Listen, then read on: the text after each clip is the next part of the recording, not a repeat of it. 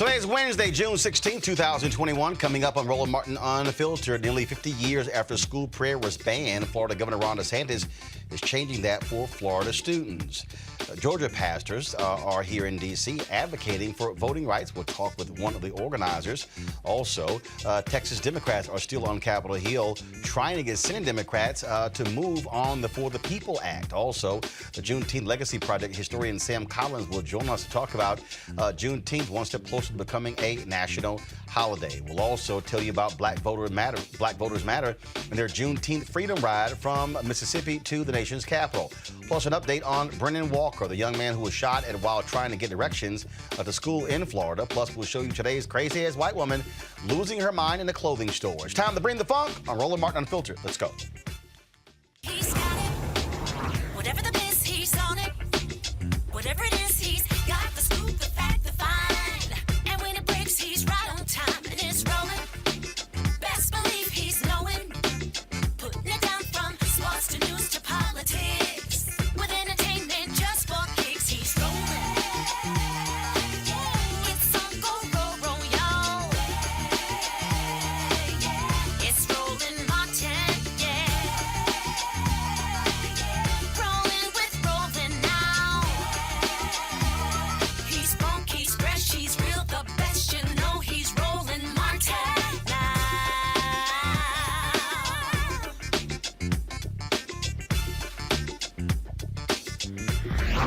Martin. All right, folks, glad to have you here. What is going on with all of a sudden the fascination of Republicans and critical race theory? What about the attacks on the 1619 Project? What about everything dealing with the issue of race? Well, the real deal is this here. The Republican Party, white conservatives, and yeah, you can throw in a few black people with them. Their real issue is that they don't want to deal with anything with race. But that's really not the strategy here. The real strategy here is 2022. So you see, what Republicans understand is that in order for their folks to turn out, they've got to push the racial button of hatred. They've got to be advocating and creating the culture wars. They've got to get their white base, their white, uneducated, barely with a high school degree base, hyped and excited about the election. So what better way than to all of a sudden have this focus on critical race theory and race and 1619 and this is not the America. See, I've been telling y'all about white fear. I've been telling y'all what white fear looks like. And what it is this whole notion of, oh my goodness, they're taking our country. That is really the basis of everything that they focus on. They are taking our country. See, they don't consider us, African Americans and others, to be a part of the our. It's really about them. That's really what the insurrection was all about. Just to give you an understanding of what I'm talking about here.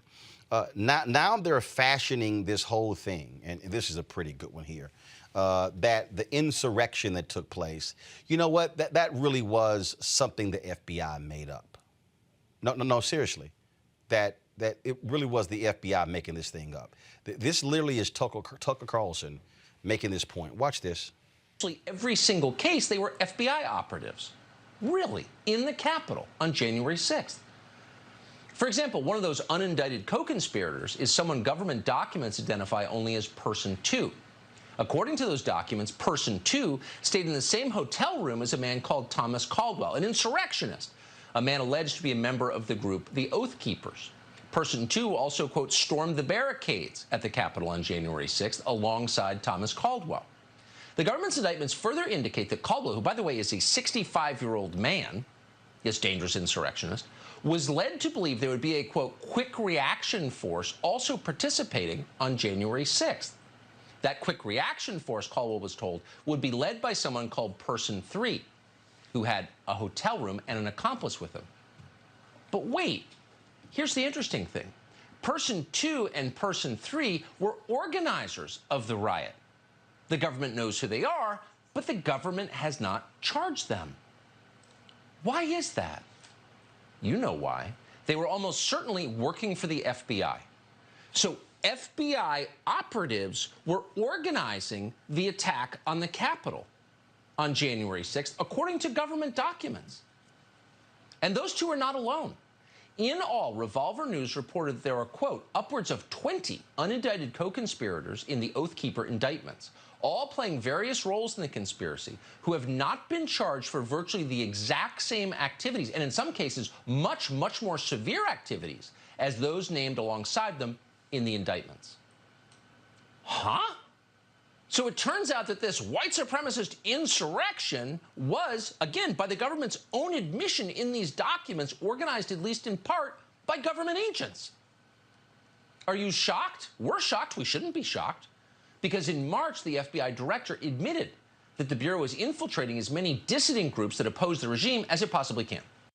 Okay. So I just want y'all to understand what you just heard. What Tucker Carlson realized, oh my goodness, the government has informants? Yeah. Informants and white supremacist group? Yeah. Remember, the reason we know the people who killed Viola Liuzzo, a white woman from Michigan who was traveling from Montgomery back to Selma after the Selma to Montgomery march when her head was blown off, it's because there was an FBI informant who was in the truck with the two KKK members who fired the gunshots. That's why you have informants. But I want y'all to understand, so Tucker's, oh no, this is not white supremacists. These are FBI agents. Is that really how y'all do that? So y'all have to understand what's going on here. Okay. Watch this here. And we're going to discuss this more because I need y'all to understand. And folks at Media Matters put this chart together. And let's drop here we go. So here you go. Fox News' mentions of critical race theory every week from February 1st through June 13th, 2021. You see how it was very, very, very, very, very low in February. Then it went up in March, it dipped in April. Then all of a sudden, oh my goodness, April, May, June, shot through the roof. You might be asking, well, Roland, that makes no sense. What's going on here? What's going on here, folks, is the 2022 election. The reason, Florida, Arkansas, Oklahoma, they're trying to introduce a bill in Alabama, Texas. The reason they're doing all of these things is because they need to drive their white conservative base to the polls. I was talking to a friend of mine today about this issue, a fellow media cohort, and this is what I said to him. I said, don't make the mistake of trying to defend critical race theory, because this is not about critical race theory. What this is about is the right in their desperate attempt to brand anything and everything under the banner of critical race theory in order to get their base hyped and excited. That's what they do. I'm laying this out to you because this was a screenshot that conservative radio talk show host out of Wisconsin, Charlie Sykes, shared. We discussed this before. Y'all, this guy here, Christopher Rufo, he literally laid out their strategy.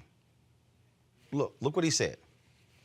We have successfully frozen their brand, critical race theory, into the public conversation and are steadily driving up negative perceptions.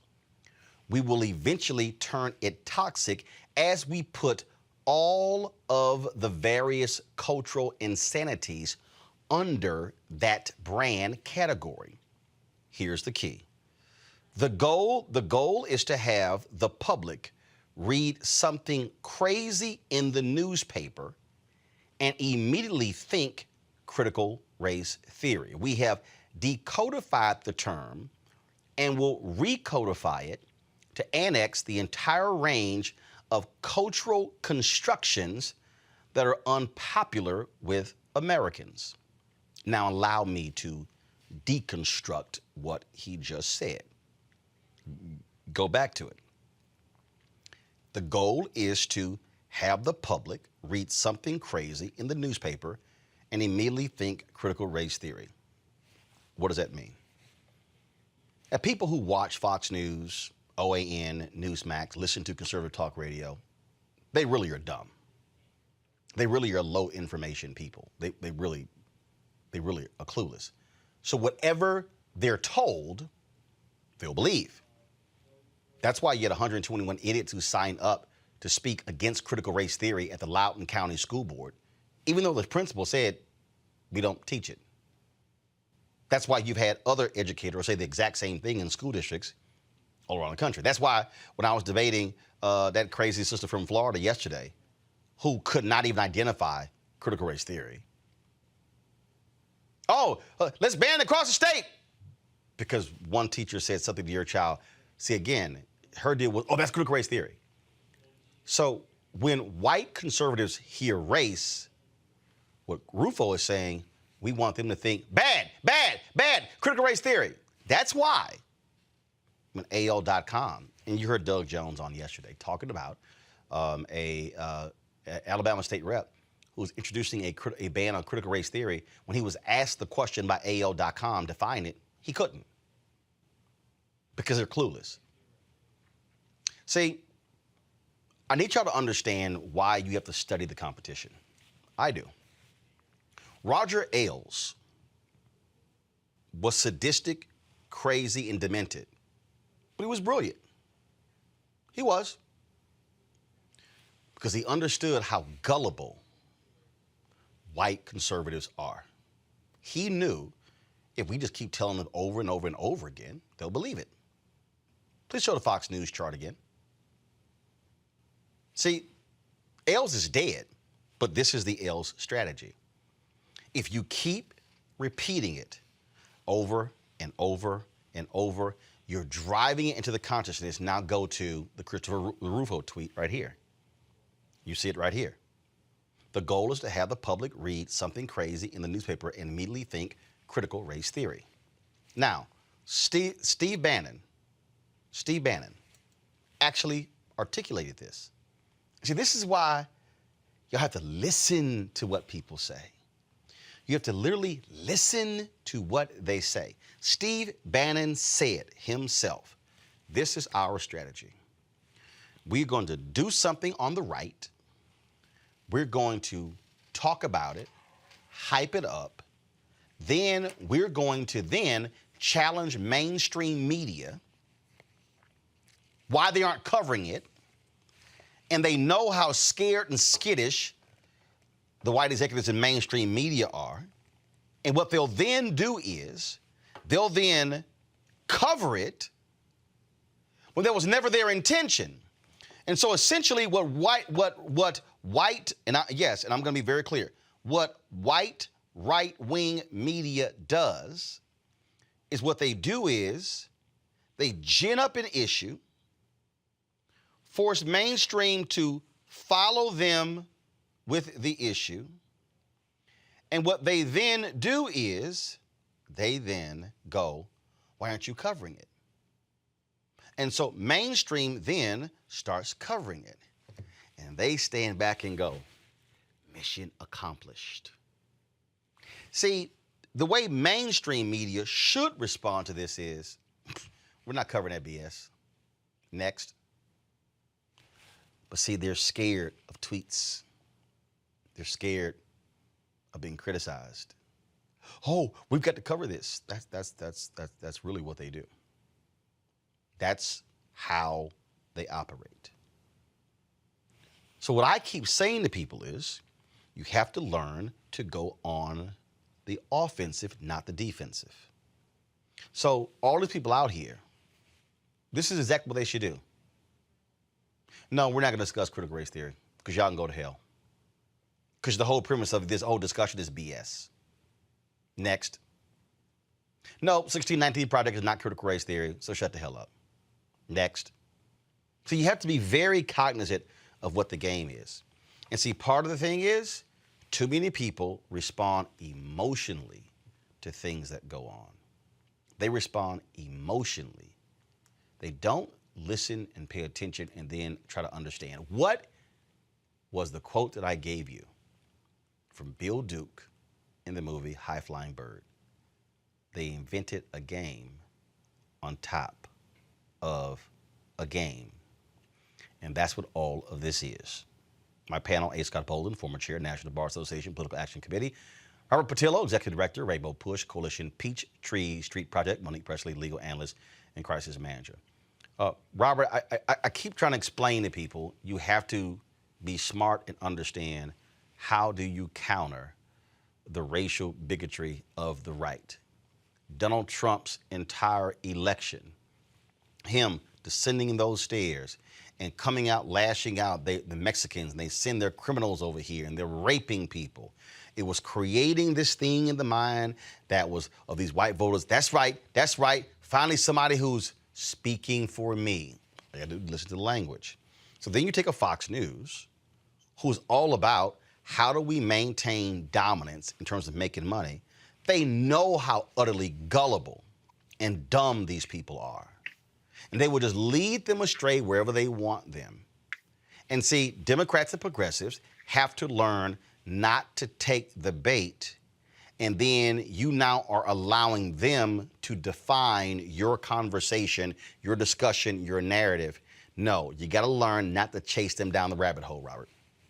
Well, you know, this is what Republicans have been doing for decades now. This is the weaponization of the Dunning-Kruger effect. You take something that people know very little about, and the less they know, the more confident they get in it, the more they believe they have an expertise in it, and they will argue you down to the mat because they are in a fact-free environment. They do not have to actually make any sense. And we see this every couple of years. Remember, 2 years ago, Republicans were claiming that Common Core was what was going to destroy public education and indoctrinate children. Before that, Michelle Obama was going to give all the kids salad, and that was going to ruin the kids. Before that, it was Sharia law was going to be infesting our kids and creeping Sharia law. Before that, it was they were going to be teaching creationism, or they were going to be teaching evolution in school, and that was the problem. And as you said with DeSantis, prayer in school was the big wedge issue they were on. Before that, it's always going to be something because they want to cover up for the fact the Republican Party ran in 2020 on no platform, no education platform, no financial platform, no foreign policy platform, no platform at all. So if you can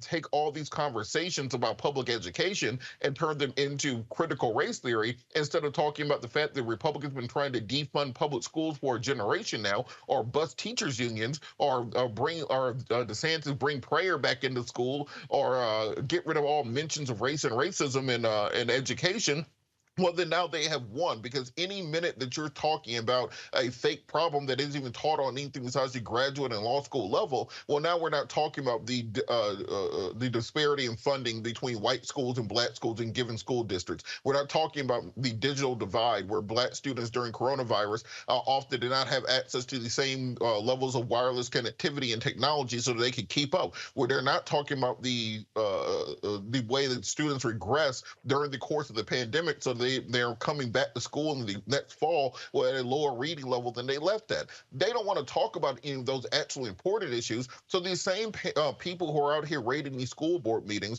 and I say the people, not parents, because we talked to some of the people at the Cobb County School Board meeting where they raided last week.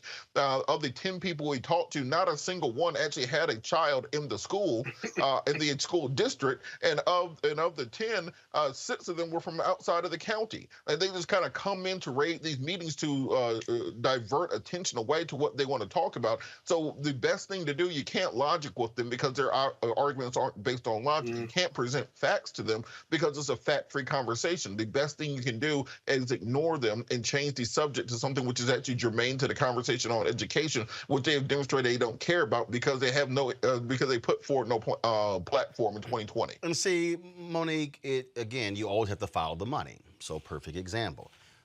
There's a site called The Federalist. Ben Dominic, that's his site, known, I think he got busted for plagiarism somewhere else, and then he left to go create something. This is the guy who's married to Meghan McCain. I'm connecting the dots here. So this is a piece here by the Center for Media and Democracy, where the Federalist Foundation's tax records And what do they reveal? That a lot of their money are coming from far right-wing Republicans, including billionaires. And that's who fund. Now, guess what? What people understand is these are the folks, they fund the Federalist, they fund the Daily Caller, they fund the Daily Wire, they fund the Heritage Foundation, which has their own media outlet called the Daily Signal. They fund all of these. That's why when you look at the top 10 stories that are on Facebook, it's Ben Shapiro's outfit. See, they have this whole ecosystem where they share. So here's what they say in this story right here.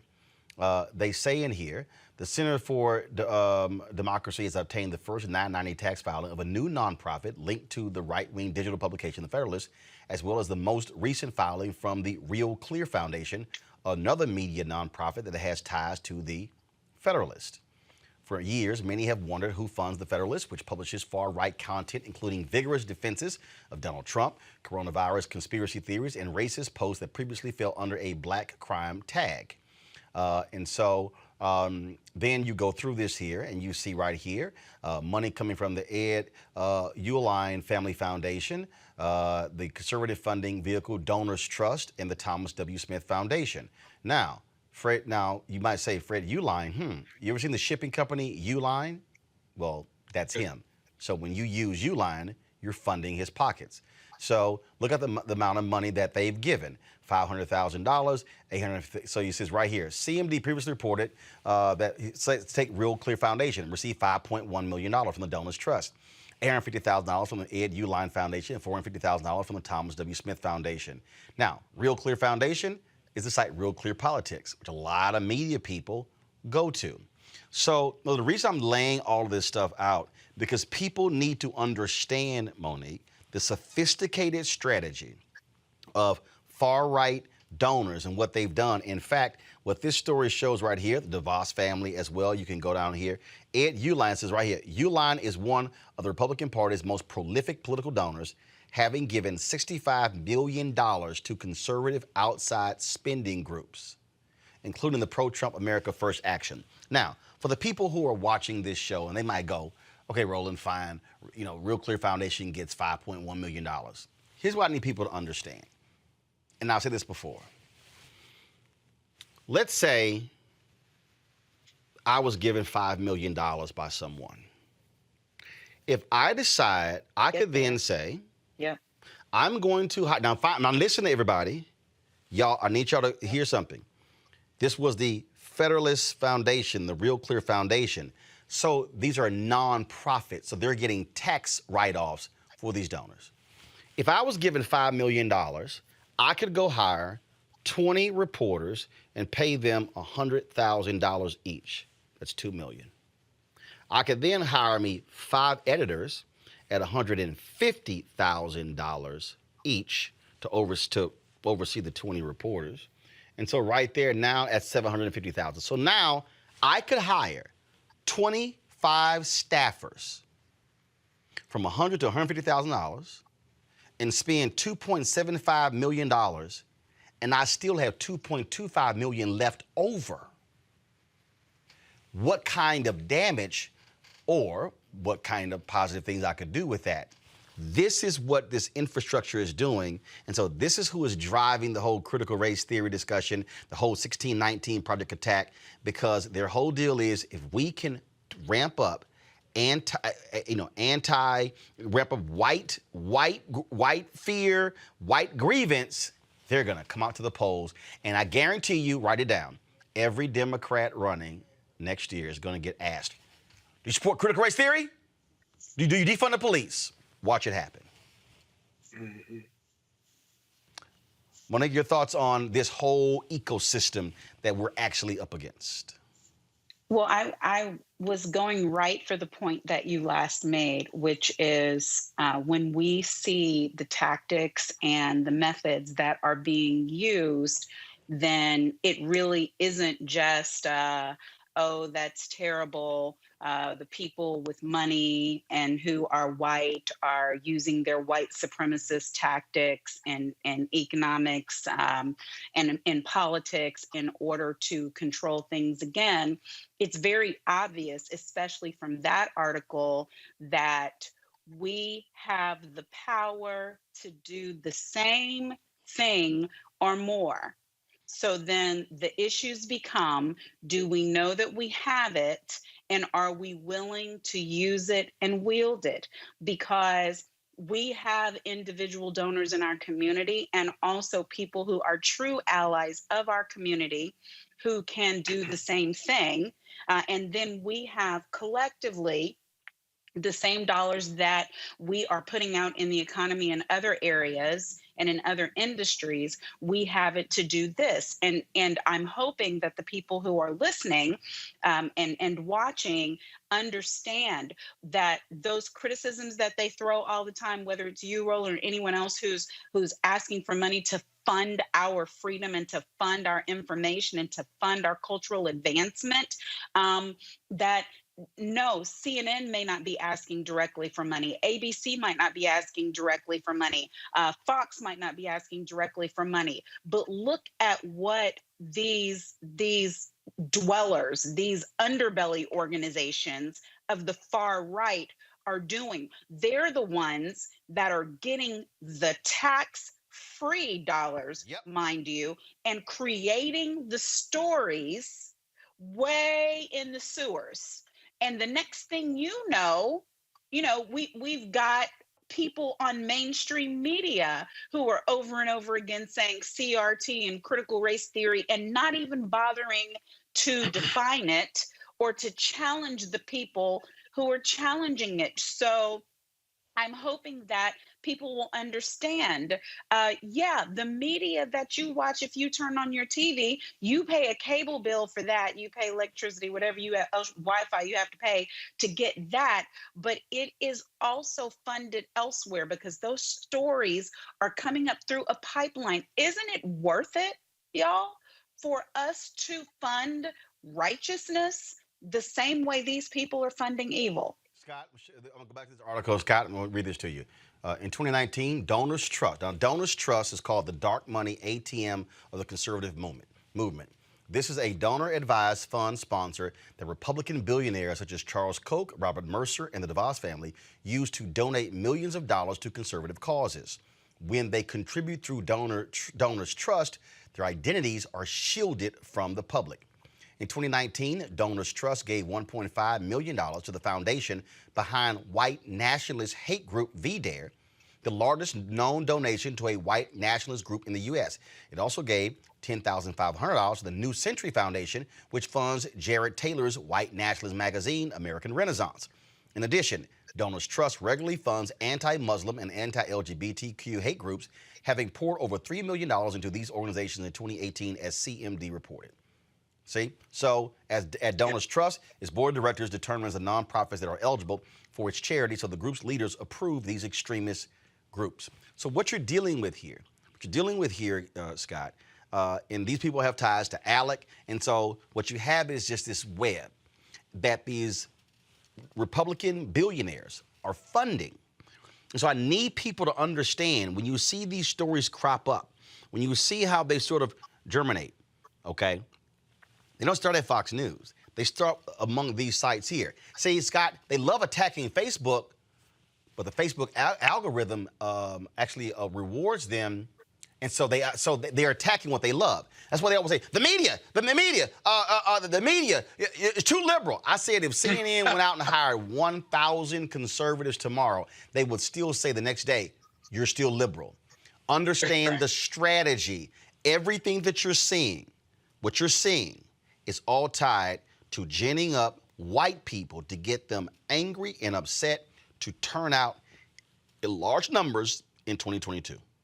No question about it. Go back to your Donors Trust article if you can, because the most important thing you said about Donors Trust is that they hide the donations from others.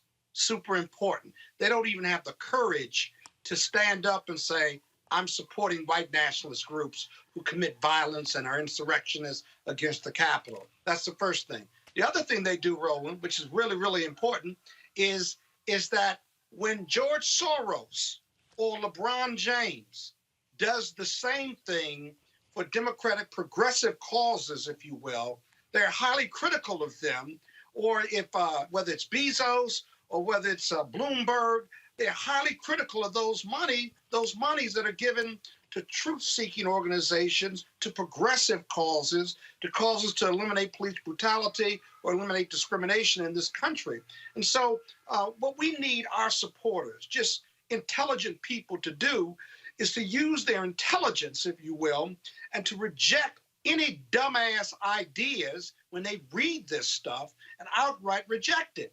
And then lastly, I can tell you that those conservative news programs, all the ones that are in the green room at conservative news agencies, all the ones that are on the air who get paid millions of dollars, I can tell you I've been part of discussions where these conservative media folks know exactly what they're doing and often insult their own followers who support conservative news programs. They know how ignorant they are. They know how uneducated they are. They know how dumb they are. And they make snide comments about them. I've been part of those conversations. And then you go on the air, and then they go to entertainment, and part of it's news, part of it's entertainment, but they know the ignorance of those who give them the ratings and give life and breath to these negative stories that are rooted in ignorance. Why? Critical race theory is about telling the truth about America.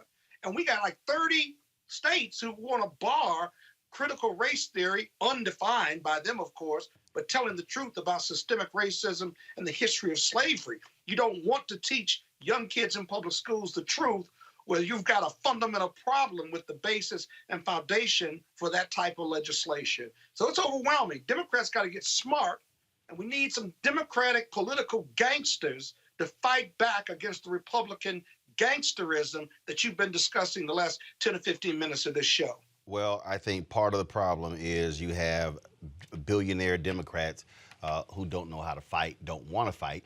And then they want to be so hoity-toity without realizing, no, you got to sit here and get, you got to get down and dirty. Hold on one second. I'll just give you an example. Hold one second. So, for instance, the Center for American Progress had a very large news operation called Think Progress. They allowed it to go out of business. They were like, well, it wasn't making money. Guess what? These Republican billionaires, they don't give a damn about the Daily Caller or the Federalist making money, because they set it up as a nonprofit, and they're going to say, don't worry about it. We're going to give you $5 million next year. Last point, PragerU, folks, read the New York Times story. They got $22 million in their first year, $7 million from two Texas billionaires. They raised $28 million the next year. That's how they can get 1 billion views, because they can buy the traffic. So I just want people to understand. We're going to keep covering this. I just want people to understand what's going on here and learn not to chase things that they bring up. Be very mindful of where these controversies originate from, so we're not playing their game. All right, folks, let's talk Juneteenth.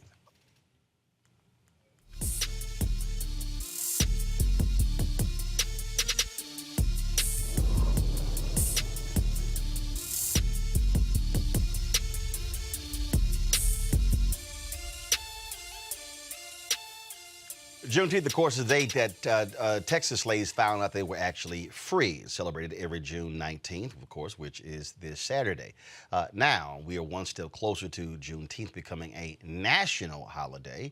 And in Galveston, they have the Juneteenth Legacy Project. Their mission is to properly explain the story's origins while preserving its historical and contemporary relevance. Joining me now is Juneteenth Legacy Project historian Sam Collins III. Sam, I had a brother on yesterday who talked about how the story has gotten wrong, how people say, oh, Juneteenth, actually that ended slavery, and he said yesterday, no, it didn't. It was really in December.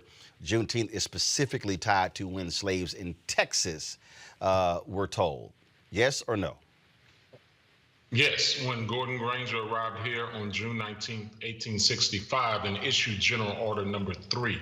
The important part of the story that we rarely talk about is that 75% of the soldiers that came into Texas were USCT, United States Colored Troops, that brought the message of freedom to Texas. So, what do you want to make sure gets told? And so, exactly, what is y'all goal with this?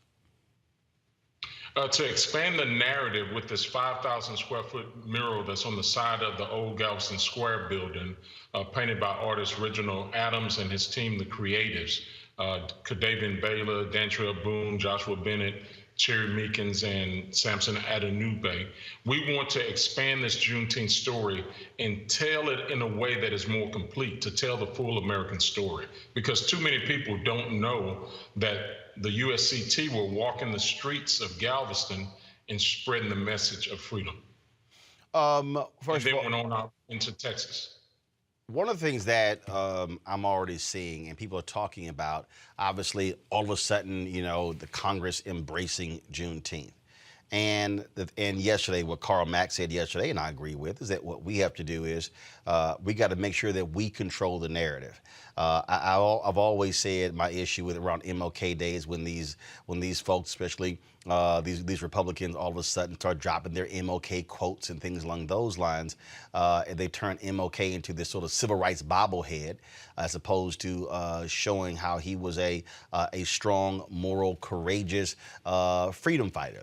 And so, how do we ensure that we are controlling the narrative and Juneteenth is not turned into, let's just be real clear, an opportunity for businesses to make money, to sell mattresses, to sell shirts, and to sell all kinds of different things? Because you're already seeing, even in mainstream media, all of a sudden embracing Juneteenth with Juneteenth specials in prime time, things along those lines. Yeah, absolutely. We have to control the narrative. This is a struggle here in Galveston I'm having with telling the true history of Juneteenth. The painting in the mural represents icing on the cake. On the building, you see the icing, but as a historian, it's my job to tell you what else is in the cake. See, behind the paint and plaster are the bricks that make my heart ache. And these are the bricks that laid the foundation of this economic system in America that we call capitalism. And you don't always see the bricks, but you always know that the influence of the enslaved people are there. So Saturday at 4 o'clock, we're going to dive deep into this conversation with Dr. David McNally from the University of Houston and Joe McGill from South Carolina and myself. We're going to have a deep conversation. Everybody wants to come to the party and the celebration Saturday, and we welcome you to Galveston. But we want to dive deeper into this conversation, to your point, so that we could control the narrative. And so while these things are happening on the national level, what is your advice to folks who are watching to ensure the exact same thing doesn't happen, where it becomes whitewashed and all of a sudden you really don't have the full story being told? Well, I think it's very important for those that have been telling this story for decades in our communities. In most communities, there's a local historian that may not have been an academic person or teaching in the school, but there's an organization here like the Cultural Center. They've been working in this community to tell this history story for 30 years, and it's important that we support organizations in our community that have been doing the work. Last year, Juneteenth became popular, and all of the money is flowing into all of these new organizations, and we need to make sure that our existing organizations that have been on the road, the National Juneteenth Observance Foundation has been in existence since 1994. Like I said, NIA's been here for almost 30 years, started in 1992. We need to make sure that this money is being funneled into these organizations so that they could tell their stories and not have this paternalistic relationship in which when funding comes in, they tell us what we can and cannot say.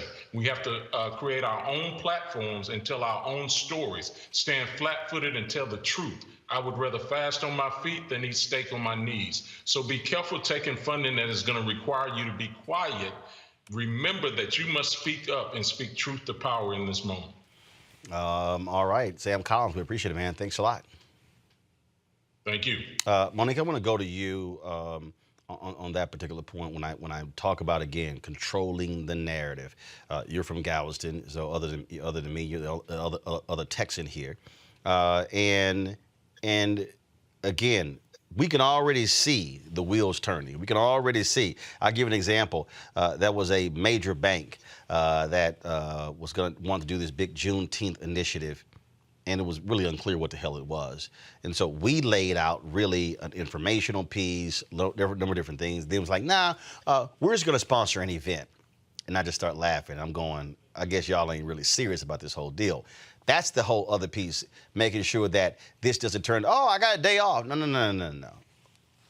What the hell this is about. That's critical. Sure. Well, first, I hope Sam is still listening. Thank you so much, Sam. I was texting back and forth with my mom yesterday and today, and she sent pictures from in front of the mural. And this is just decades upon decades of work by not just by Sam, but by Representative Al Edwards from Texas State Legislature, who died just last year, did not live to see this, but this is certainly the fruit of his labor and so many others. And so what I want to give space for, and it's what I tweeted earlier today in response to one of your frequent panelists who was saying, that this is looking like gaslighting. And I'm like, yeah, okay. But one, can we celebrate the fact that honoring Juneteenth is righteous? It is something that should be done. And then if you are an educator, educate. So if they want to give me money for an event, great. I know how to use my mouth. I know how to bring people in who know the real education of the moment. As Sam said, don't agree to not say things or to not tell the truth. But if they want to support and encourage, I don't have any problem with the Juneteenth t-shirts. I want to tell the story as many times as I possibly can, because especially for me, these are my ancestors. This is my great grandfather who was right there at Ashton Villa when this announcement was made by Gordon Granger. He became an emancipated former slave. So that is my life and legacy, and every opportunity we have for people to understand that even once the freedom was declared on the East Coast, it took almost 2 years for people who lived in the South to have those same freedoms. They were free in law, but not free in body. And that is what we are dealing with right now in this country. So, y'all, keep the main thing the main thing. Yeah, people are going to try to do what they're going to try to do with it. Same as 4th of July. Same as MLK, same as Christmas for that matter. Commercialization is what it is. The money train don't stop, but we have an opportunity. And I'm thankful for everyone who banded together in order to make this possible. Go G-Town. Robert, the thing for me is real simple on this. I can be supportive and thankful for Juneteenth being a national holiday and demand an anti-lynching bill and demand the George Floyd Justice Act and demand the For the People Act, and demand the John Lewis Act. So I don't have to sit here and go, people are like, oh, they just want us to forget. No, I ain't forgot a damn thing. I want all of it. I want the whole damn menu. Well, I think that's what's important, that we now have an opportunity as a community, and we have to take advantage of that and make sure we keep control of this. We do not want Juneteenth to turn into Black Cinco de Mayo. The first time we see a little white girl named Megan dressed up as Sojourner Truth to get free shots, I think all of us will realize that we messed up somewhere. So we're going to have to keep this in line, keep this where it needs to be at. Even in Atlanta, recently we started seeing pop up Martin Luther King day parties and twerk fest and strip clubs giving away free giveaways to celebrate Martin Luther King. The community has to come together and keep these things in line and make sure we're educating people and that they understand the true impact of it. And declaring it a national holiday is step one. Because what it leads to is America acknowledging the damage of slavery, acknowledging and spending a day to realize that, yes, millions of Africans were kidnapped from their homes, enslaved for hundreds of years in chattel slavery, genetic slavery. Based upon the blood in your arms, you are owned by another person for hundreds of years and then released with no recourse, no land, no property, no money. They then tended those same fields, those same houses for decades thereafter. Deep into the 20th century, there were still people sharecropping. That many of us grew up knowing that in conditions not much different than slavery themselves. So as we have this conversation and understand where we come from, now is where we can take it and move the ball forward. It is step one. So now that you recognize what happened, now that you declared a national holiday for the release, now we have to start talking talking about the reparative measures that were never made and how we move that forward towards reparations for our people. That is we're at the first step, the precipice. That doesn't mean you quit and go to the twerk party. That means you keep fighting, moving forward, and change the narrative until we can actually get the type of reparative actions that are needed to repair the damage done to our community after 400 years. I'm going to bring in, before I go to Scott, I'm going to bring in a former CEO of DeKalb County, Georgia, and Pastor Lee Mayo, Transforming Faith Church. And the reason I'm bringing him in, because we're going to talk about this issue and voting as well, and all these things go together. Lee, I think some people need to understand that we can actually fight for 4 or 5 different things at one time and can be appreciative of one of them. So, look, we fully expect the House to pass this to make Juneteenth a national holiday. This also means that while all of these white folks are running around trying to pass these laws, not wanting to teach American history, guess what? You make Juneteenth a national holiday, you're going to have to talk about why you even had Juneteenth in the first place. What created it? What caused it? Were the slaves actually freed on June 19th? As Karl Marx said yesterday, the answer is no. So my whole deal is, now we can sit there and say, national holiday, now y'all can't act like you can't teach it, because it actually now is a national holiday. So let's talk about it.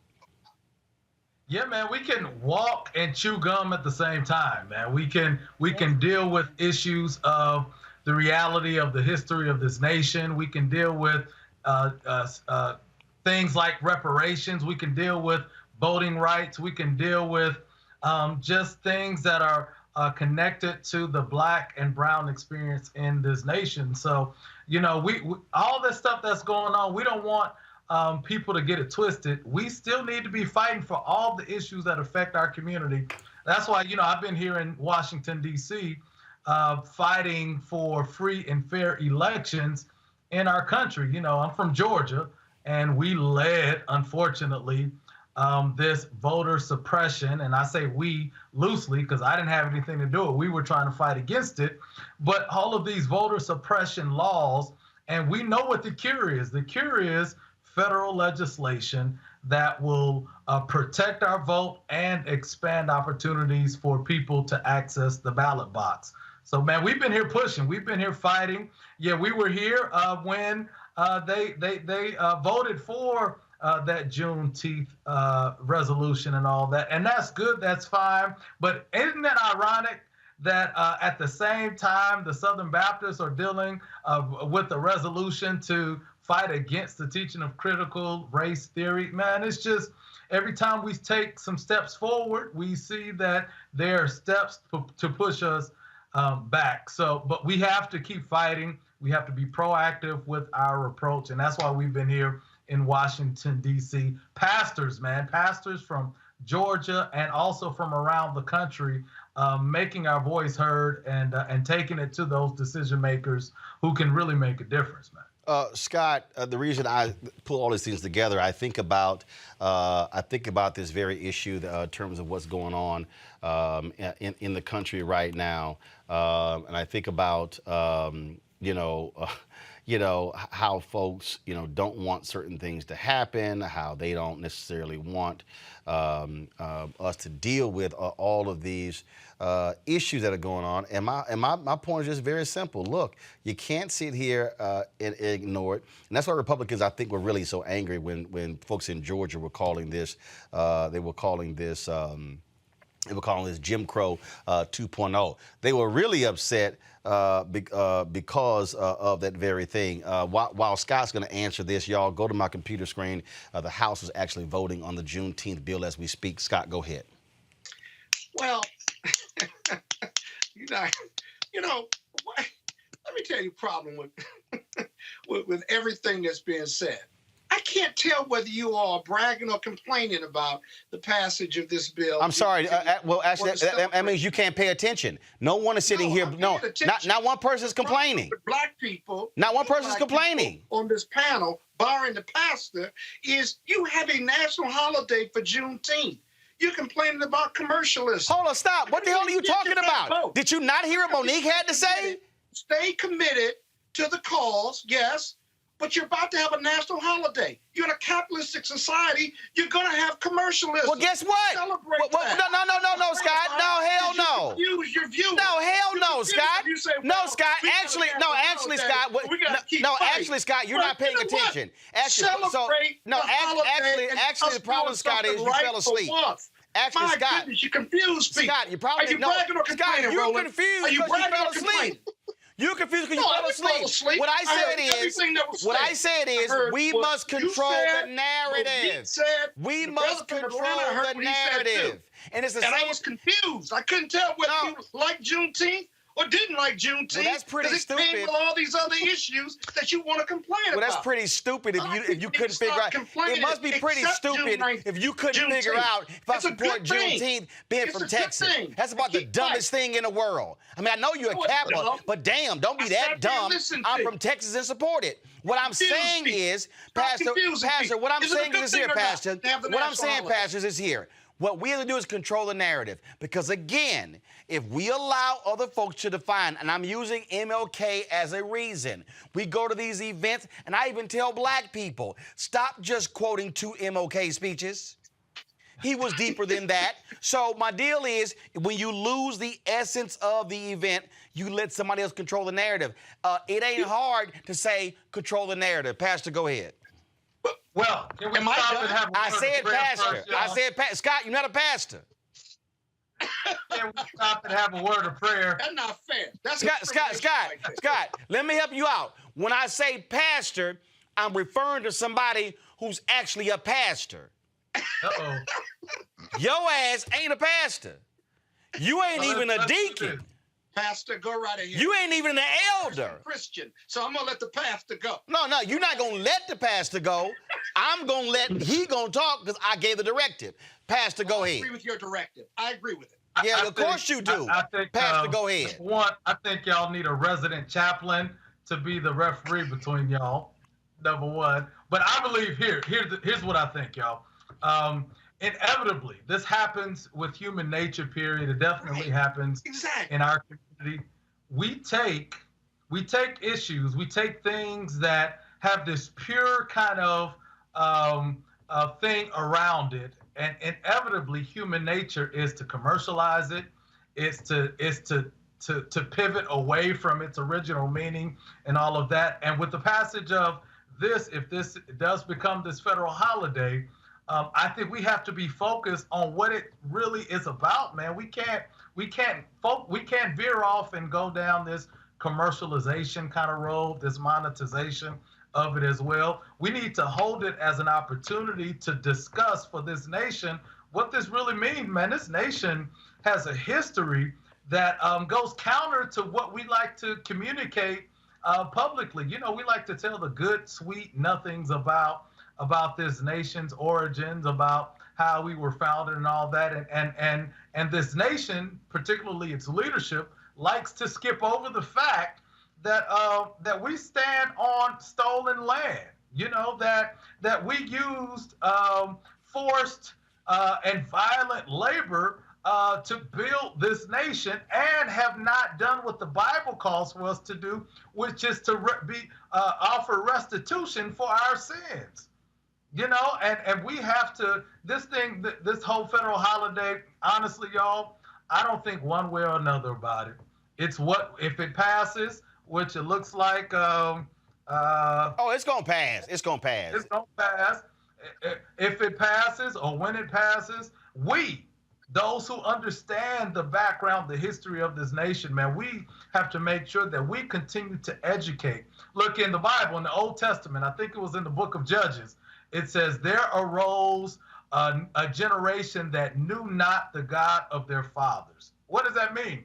That means that when this new generation, the millennials, the Generation Z and all of that, when they arose, somehow they didn't know the God that took our forefathers and foremothers from Jim Crow, slavery, and all of that. We have to do a good job of passing down the story of how we've come to this point in our nation's history, the good, the bad, and the ugly. We can't be afraid to teach the truth to all the power structure who don't want to acknowledge this and whatever. And we have to embrace the real meaning of what we are, quote unquote, going to be celebrating. So Monique and Robert. May I? Yeah, speak? but Monique, the reason I'm pulling all these things together is because they're all being discussed in real time. while this is happening in the House, there's a negotiation still happening in the Senate over the George Floyd Justice Act. You now have today, we'll talk about it a little bit later, this framework of a new voting proposal that Senator Joe Manchin has put together that could actually put into federal law voter ID and stop no excuse absentee balloting. We could talk about all of these things together. And that's the point I was making. You probably got it. Robert probably got it. I don't understand why Scott couldn't understand it. But Monique, go ahead. Monique, go ahead. Don't complain about Monique, go ahead. Yes. So Scott did. I want to try to assist because he did text me at the beginning of the show and say he was having problems with his audio. And I have to believe that it's those problems that prevented him from hearing me say congratulations to Sam Collins. Did you? Okay, don't interrupt. And the reason I can confirm, what you said, Monique, because Monique sent me a text at 6:17. Scott can't hear the show. Monique, continue, please. Monique, continue, please. What I know now is that it wasn't technical issues. It was auditory issues. So I said, being from Galveston, that my parents yesterday, on the anniversary of 63 years of marriage, were able to go, because I'm adding to the story now because you didn't get it the first time, Scott, were able to go to the spot where my mother's grandfather heard of his emancipation, right there in Galveston, Texas. And I said, thank you, Sam. Thank you to the decades of work of other people. Thank you to Representative Al Edwards, who isn't here to celebrate it, but died a year ago after all of his hard work. And I said, let's be mindful to take this win and that this is a teachable moment. We don't need to be concerned about commercialization. They commercialized July 4th, Scott. Exactly. You still okay, but you should have amen the first time instead of saying that I didn't say something, Scott. They commercialized Christmas for the pastor who's here on the panel. You know, we're not saying get rid of high holy days because they are all opportunities for those of us who know how to teach. It's opportunities for the elders to teach the youngers. It's opportunities for those of us who have information to teach those who are ignorant. That's why I said I don't mind the t-shirts. I don't mind any of it. First of all, if it brings commercial industry to my hometown who has suffered and rebuilt after hurricane after hurricane after hurricane, stop talking, Scott. I for real am still talking.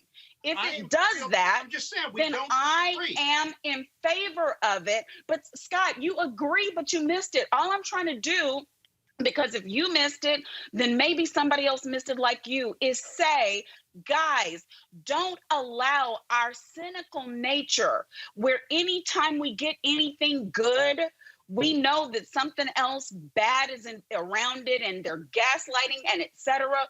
We have the power to control what is done with this. June 19th was the day my grandparents got married. And before one of them went home to be with the Lord, they had celebrated 62 years of marriage right there in Galveston, Texas.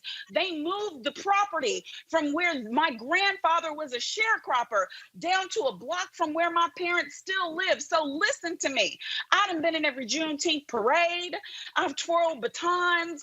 I've been in the band until I went back 3 years ago and spoke at the inaugural social justice luncheon for the Juneteenth Emancipation Committee. So hear me when I say this is our moment and it matters. It's more important to me than July 4th will ever be. So those of y'all out there who are saying, we're being gaslit, but you're going to break out your barbecue on July 4th, start a couple of weeks early, bro. But that's not what I said. Start when we actually got free. Pastor Lee, Pastor Lee, after Monique just laid that out, why don't you just go ahead and give the benediction? Amen, y'all. Amen. But let me say this one thing. Something that's super dope for me right now is my mom and dad, Reverend Lee May Sr. and my mom, Diane May, will be celebrating their 50th wedding anniversary on Juneteenth. I think that's cool. So, I just had to say that to make me a good son. But yo, we gotta look, let me tell you something. Let's not fight about this. I think this could be a good thing. If it's commercialized, it is what it is. But let's keep it as a teachable moment. Lee. Pastor. Lee, ain't nobody fighting. Ain't nobody fighting. Every Wednesday, there are 3 sensible people who are on this show. There's always that ignorant, wild, crazy uncle. You missed one. There's always that one. There's always that one who is that far from being committed, and so that's what we got. That's what we got to deal with. Pastor, continue to press the folks on Capitol Hill when it comes to voting rights. We certainly need it. Thanks a lot. Appreciate you, man. Thank you for having me on. Going to a break. We come back. We're going to talk about Senator Joe Manchin. Yeah, this voting proposal he has. I don't know. That's next on Roland Unfiltered. I believe that people our age have lost the ability to focus the discipline on the art of organizing. The challenges, there's so many of them and they're complex, and we need to be moving to address them. But I'm able to say, watch out, Tiffany.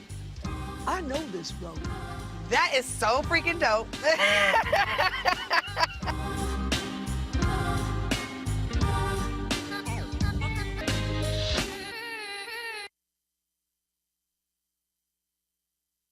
Racial injustice is a scourge on this nation, and the Black community has felt it for generations. We have an obligation to do something about it. Whether it's canceling student debt, increasing the minimum wage, or investing in Black-owned businesses, the Black community deserves so much better. I'm Nina Turner, and I'm running for Congress to do something about it. George Floyd's death hopefully put another nail in the coffin of racism. You talk about awakening America. It led to a historic summer of protest. I hope our younger generation don't ever forget that nonviolence is soul force. Priceless.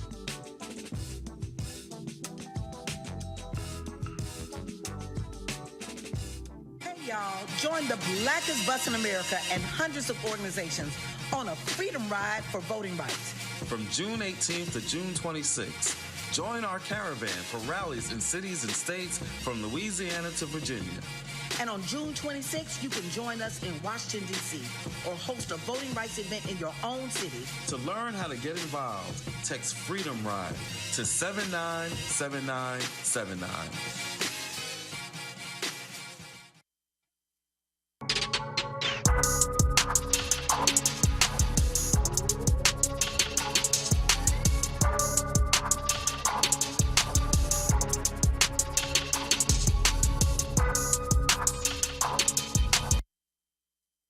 Cece. Yes. What's happening? Good to see you. I'm Likewise. good. Likewise. I'm good.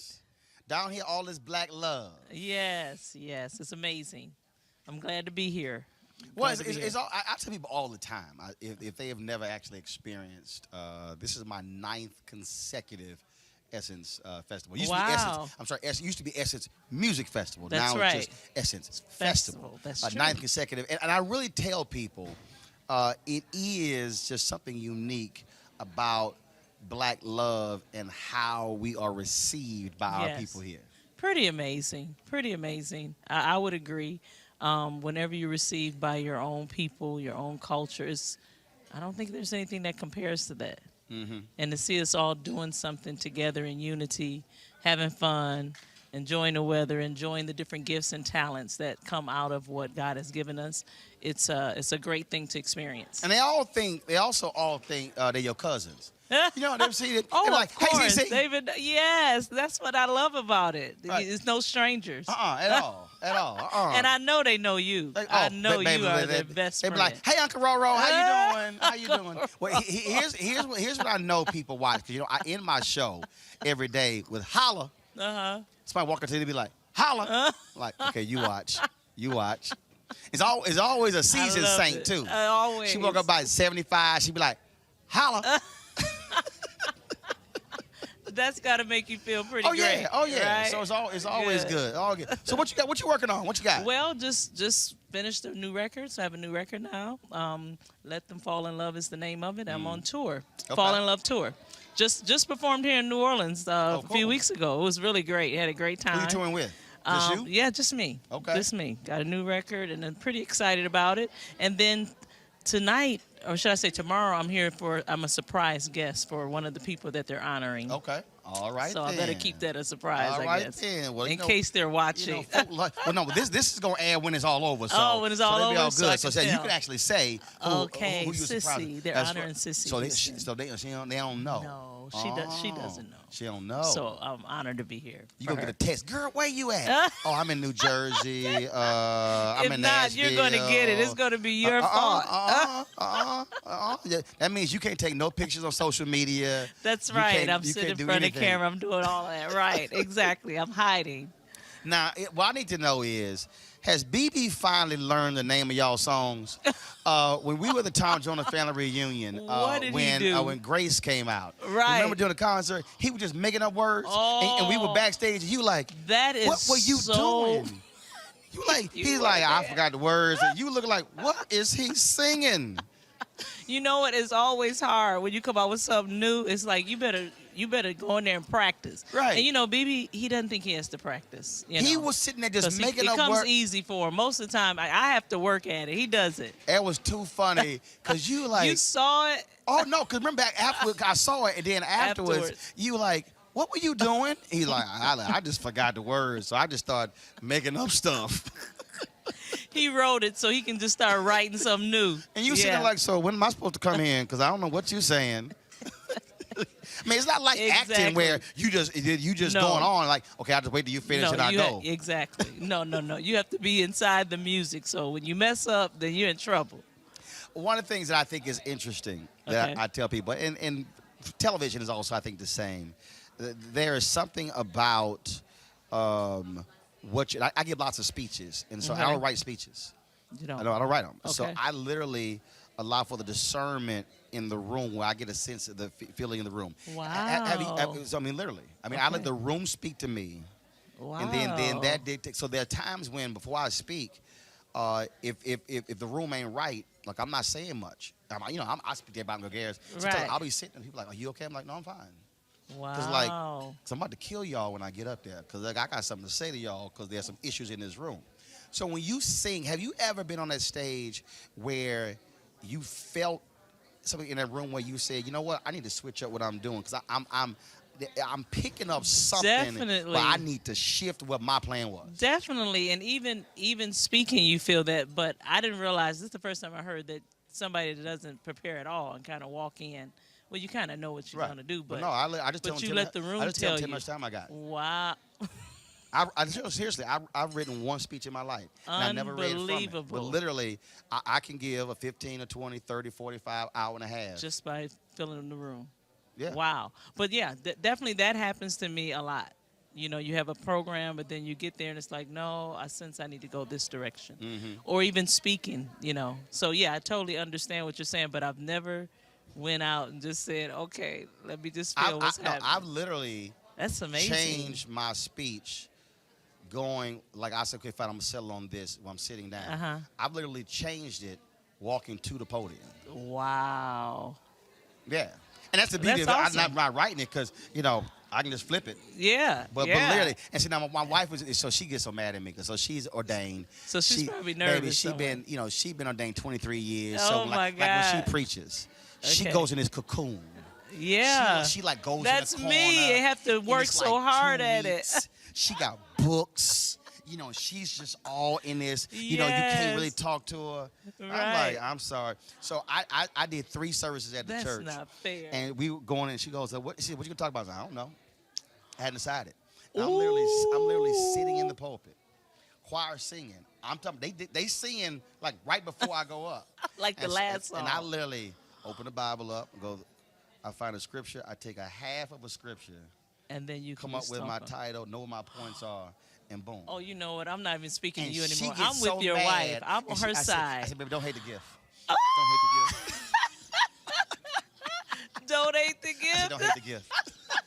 That would be tempting not to hate the gift she can't, in that because circumstance. she's in this hole. That's me too. No, I call it a hole. I have to no. go into a cave.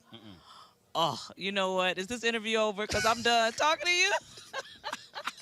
I am totally done. Are you serious? Yeah. No, seriously. Wow. No, seriously. I tell her, don't hate the gift. Well, too much is given, much is Yeah, required. I'm so. like I said, somebody got it. So you're on tour. Where you going next?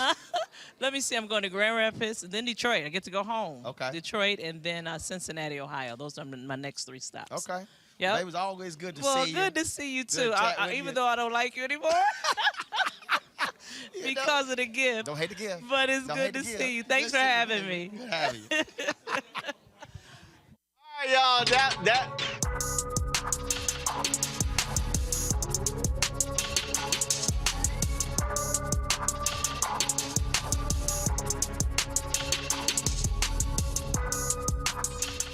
All right, folks, that was great. So every day here on Roland Martin Unfiltered, we're going to have a Coca-Cola Essence Festival throwback where we're going to show you some of our greatest moments from previous Essence festivals. Don't forget, Essence this year is a virtual festival on June 26th, 27th. That's a Saturday and Sunday. They're going to actually have the panels beginning around 2 p.m. And then, of course, they're going to actually have the concerts beginning at 6 p.m. And so June 26th, June 27th, and again, the following weekend, July 3rd and July 4th. And so this year's Essence Festival is virtual. And so every day, we're going to have, again, throwback interviews. And if you go to our social media, you're going to see photos that we posted of previous Essence Festivals as well. And so we appreciate partnering with Coca-Cola on bringing some of y'all. We've had some great stuff, y'all, some great photos and great interviews. And so we want to share some of that stuff with y'all. And so we certainly appreciate it. Thanks a bunch. If you go, let's go right here to the floor of the U.S. House. This is a live look on the floor right now. I don't think everyone has voted. First of all, you can see only 14 Republicans are on record voting against making Juneteenth a federal holiday on June 19th. And so in just a moment, we expect Texas Congresswoman Sheila Jackson Lee. No, she is going to make the announcement of the bill's passage, and so obviously it is fitting to have a member from Texas, a black woman from Texas. Of course, the first African American from the South who was elected to Congress was Barbara Jordan. Barbara, the seat that Congresswoman Sheila Jackson Lee is in, that is the seat of Congresswoman Barbara Jordan. She, of course, was followed by Congressman Mickey Leland, the late Congressman Mickey Leland, who was a great man, and despite going to Phyllis Wheatley High School. That was our rivals at Jack Yates. Then he was followed by, of course, Congressman Craig Washington, and then followed by Congresswoman Sheila Jackson Lee. And so when they finish tabulating the votes, then we will go live to the floor of the U.S. House and talk about this issue. Robert, before we went to the break, I talked about this new proposal that's been floated around where Senator Joe Manchin of West Virginia has been negotiating with some other Republicans. And one of the things they're talking about is actually making voter ID federal law, but also providing for some other alternatives to be able to show your ID, such as utility bill. But they also are going to, as a part of this thing being discussed, also not allow for no excuse absentee balloting. And there are a lot of Democrats who say, no, forget that. So he sort of lists the things that he doesn't like in the For the People Act and grabbing some stuff that he does like, putting it all in the John Lewis Act. And the discussion being held is that, hey, he thinks he can get the more than 10 votes necessary from the Republican side to break the filibuster. Your thoughts on this so-called workable solution? Well, one, just going back to the last segment with Pastor May, do you see how calm us Clark Atlanta University people are? And you see how we don't do a whole lot of yelling and hollering and screaming? The Clark Atlanta alumni are we cool cats when it comes to things like that. So what you're saying, Howard University people are real loud? Is that what you're saying? Look, all I'm saying, you had 2 folks from Clark, 2 folks from Howard. That's all that I'm saying. Just I don't make that the is a rules, very that's how they factual are. observation. Robert, is that really what you want to do today? Look, I'm just saying, really. we were over here Okay. chilling. Me and Lee, we good. I'm just, I don't make the rules. The rules, No, the I people mean, saw what happened. Let's go you have get him. room Let's for go all get him kinds of now. analysis. See, If already. that's what you want to do today, the way that I am with you, I mean, I never leave you. And this is what you want to do? We here, we on it. But back to Joe Manchin. I think the I don't think you are. In fact, I proposal. wouldn't take that if I were you. But Look, okay, I I'm think back the in- Manchin I know I'm proposal. back You're in the so rest of the show. messy. Scott, you are so messy. I wouldn't take that. He's a Kappa. Robert, go ahead. I think the Manchin proposal is dead on the arrival of the gonna be Democratic just like caucus. this. Let's understand something, that he's trying to bring 10 Republicans over. It doesn't matter what they put in the bill. You're not getting 10 Republicans as long as it has Democrat on it. They could actually bring, Joe Manchin could sponsor a bill to bring back Jim Crow and slavery every third Saturday, and Republicans would not support it just because it has Democrat on it. Mitch McConnell has already said the era of bipartisanship is over. Their only goal is to make sure that Joe Biden has no legislative victories, nothing to campaign on in 2022 and 2024. So this idea you're going to negotiate with them, then somehow get these 10 Republicans. What 10 is he going to get? Where's the math at on this? And at the point that you pass a bill that is so Republican that it betrays the actual soul of the original legislation, that's not a compromise. That is selling out. So I think it's a ridiculous conversation. If you don't want to pass it, then let's start over and rebuild a bill from the bottom up after we get a bigger majority in 2022. But this idea of selling out to the Republicans in the name of bipartisanship, I don't think will float with the Democratic base. Scott? Yeah, we talked about where Monique, hold on. Monique, hold on. Scott? Robert, he needs to watch Toy Story again. Okay. Scott, go ahead. Yeah, I think my colleague from Clark, Atlanta, is absolutely right about this. Let me tell you why voter ID is really dumb from a legal standpoint.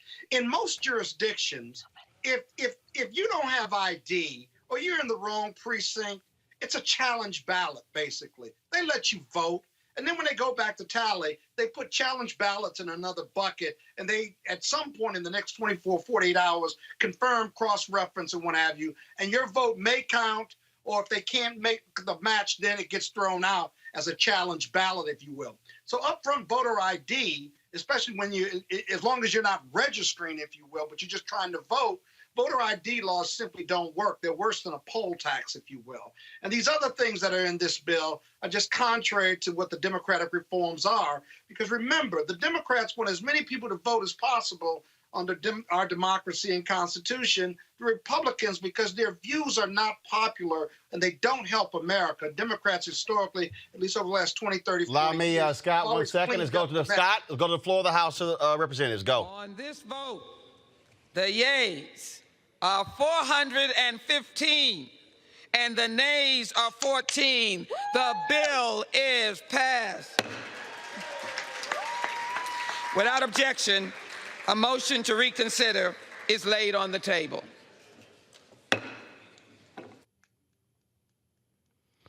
Well, there you go. And a vote of 400, and you heard the vote totals that were given by Congresswoman Sheila Jackson Lee.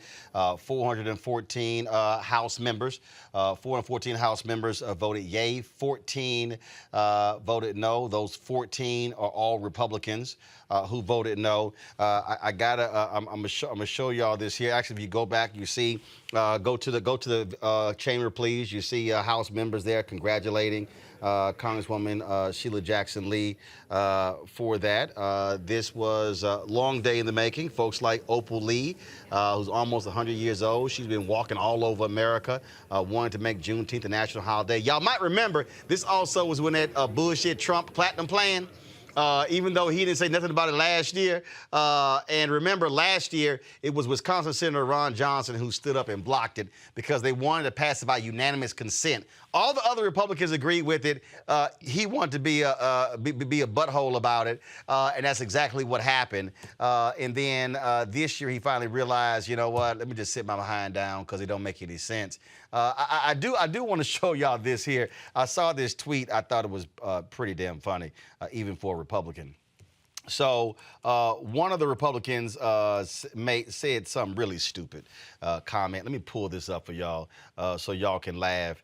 I know you don't think Texas Senator John Cornyn has a sense of humor, but y'all watch this here. So read this here. Representative Rosendale issued the following statement opposing a bill to make Juneteenth a federal holiday. Let's call an ace an ace. This is an effort by the left to create a day out of whole cloth to celebrate identity politics as part of its larger efforts to make critical race theory the reigning ideology of our country. Since I believe in treating everyone equally regardless of race and that we should be focused on what unites us rather than our differences, I will vote no. Okay, let me just show y'all. This was the response of Republican Senator John Cornyn. Kooky. Which is, I mean, I'm just saying, he's a fellow Republican, but even he was like, yo ass ignorant. Oh, gosh. But you notice there, you remember what I said at the top of the show? You notice there how he worked the critical race theory in? Right, exactly. I told you, anything, here's what's going to happen. Somebody going to be discussing blackened salmon or blackened catfish, and then a Republican is going to say, that's critical race theory. All they're going to hear is the black part. That's all they're going to hear. And they're going to yell critical race theory. That's just what we're dealing with. So, all right, y'all. So, Juneteenth is a federal, now goes to President Joe Biden to sign, making it a federal holiday. Yeah, now you're gonna have the people yelling. I can't wait to see the Republicans who probably gonna try to say, can we make Jefferson Davis a federal? Go on, sit down, because they still they still get time off in Alabama, Mississippi, and I think Tennessee as well, and I think South Carolina too. So it's amazing. So Roland, what are they gonna teach in the schools about Juneteenth if they you can't pass a law to block? No, you can't. No, you can't. Huh? You can't. You can't. Not gonna do it. You can't. Right. Not gonna do it. Not gonna do it. So there's gonna be a federal holiday, but you can't talk about it. Right. Exactly. The Republicans' view on this is the denial of the truth. Again, they just have a problem with the truth and facts, whether it's slavery or structural racism in this country. They can't explain it, so they just don't want to talk about it. Bottom line. Oh yeah, no, that's the real game. That's the real game. Maybe they want to talk about this. Y'all know what time it is? No charcoal grills are allowed. I'm white. I got you, Carl. Illegally selling water without a permit on my property. Whoa! Hey! You don't live here. I'm uncomfortable. All right, when you go shopping, you're really not trying to deal with really choosy, crazy, outlandish people. Well, at this Ross Dress for Less, let's just say it got a little crazy. Ignorant, nobody motherfucking bitch is what you are. Please leave. Oh, I'm leaving. Please leave. I mean, you're gonna be leaving soon too. I promise you that, you fucking no good bitch. Okay, that's fine. You guys want to have a call good day. racism? Bitch, you're more racist than the fucking white person ever is. Okay. Fuck you, fucking black bitch. Okay, that doesn't bother me. Fuck you. Okay, have a good day. Don't dance around on your porch like a fucking monkey, whore. Get out.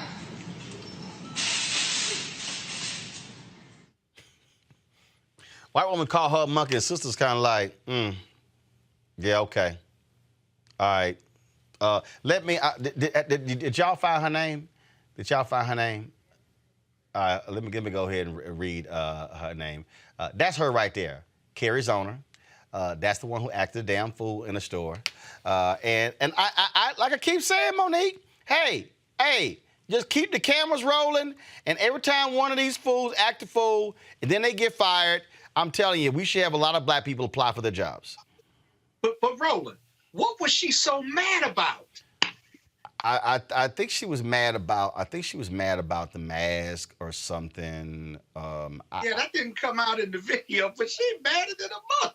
She mad as hell, boy. Scott, did you hear him say Monique? Oh, I'm sorry. I didn't know that. Forgive me. Yeah, Didn't hear that. because your ass don't listen. I got a technical difficulty. Because your ass don't listen. I told you, you don't listen. You going off today. You don't listen. That's the problem. Monique, go ahead. Well, let me just say this. Monique, go ahead. I hate y'all. Okay, so here's my issue. We know everything about, racist gone racist, white supremacists gone white supremacists, and I'm always trying to give the people who don't fit in these boxes and these baskets the benefit of the doubt. But what is clear to me in this video, and this is one of those things that if critical race theory was actually taught in schools, which it's not, ignoramuses, this is one of the things that they would teach.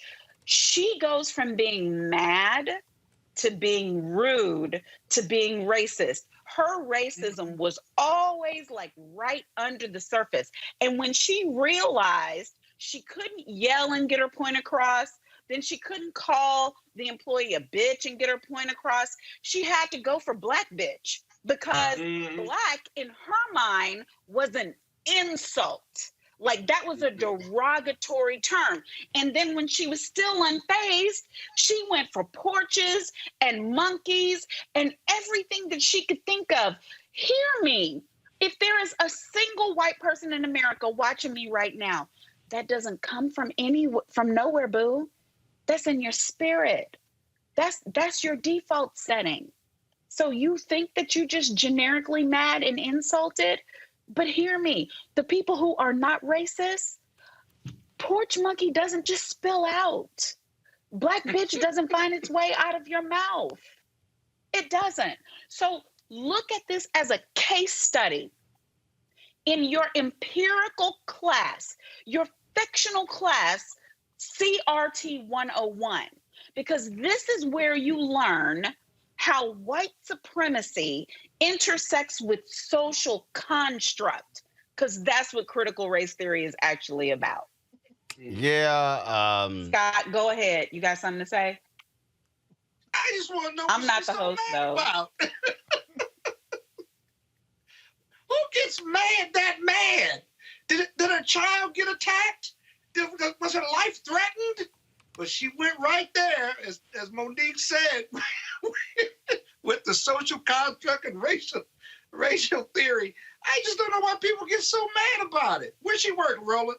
What does she work? Here's the deal. So first of all, you've got a couple of things out here. So there's some pieces I see that her name is Lisa Zoner. Then there's a Carrie Zoner in St. Louis. I don't know if they're the same person. Right. I keep seeing both names. Carrie Zoner actually ran for the school board. Earlier this year, the NAACP chapter demanded she enter a campaign for the Salem-Keizer School Board Zone 1 after she had some awful things to say about George Floyd. But clearly... That's her, Lisa Carrie Zoner. We're clearly the Zoner name is trash. But Robert, I just, again, all I keep saying is, again, y'all just roll. I love the sister. Okay, boo. Mm-hmm. Yeah, okay. That don't hurt me. Mm-hmm. Well, right. No, gone. She was mad at the end. She was about to slap her at the end. And that's the thing. But no, the deal though, that actually is what drives them crazy. It drives them crazier. When you go, okay, boo. Mm-hmm. You done? Right. It drives them crazy. Robert, go ahead. Well, see, one of the interesting things is I wrote my senior thesis at Clark University on racial slurs. And part of what struck me is porch monkey is one of the older terms from the post-Reconstruction era. And so that doesn't just pop into your head. That is one you heard. That's one from your childhood. That is a deep down generation where you don't just slip and say porch monkey. You can claim you slipped and said the N-words sometimes, you were quoting a rap song, but you don't just slip and say porch monkey. That is some deep down intergenerational racism. And as I always say, this is exactly why I always have a gun with me. Because when a woman goes that crazy and starts calling black folks porch monkey in the store, I know last time with the city councilwoman, I said you need a nice 7.62. In that case, you need yourself a 10 millimeter, a pistol, a Glock 20, something along those lines. Okay, you want to have some advocating violence, Robert. But also needs to be concealable. So is there a 10 millimeter gun? Yeah, the 10 millimeter right here. So, oh my God! And so you need the 10 millimeter. You need the 10 millimeter for bigger targets. So this is what I use for wild hogs down on the property, mountain lions, those kinds of things. But you want to make sure that you got something more concealable than you would with the AR pistol, just to make sure. So look, these folks got to know because. Did you just brandish a weapon? Show it again. Show it again. Go, show it again. It's legal. What is happening? Show it again.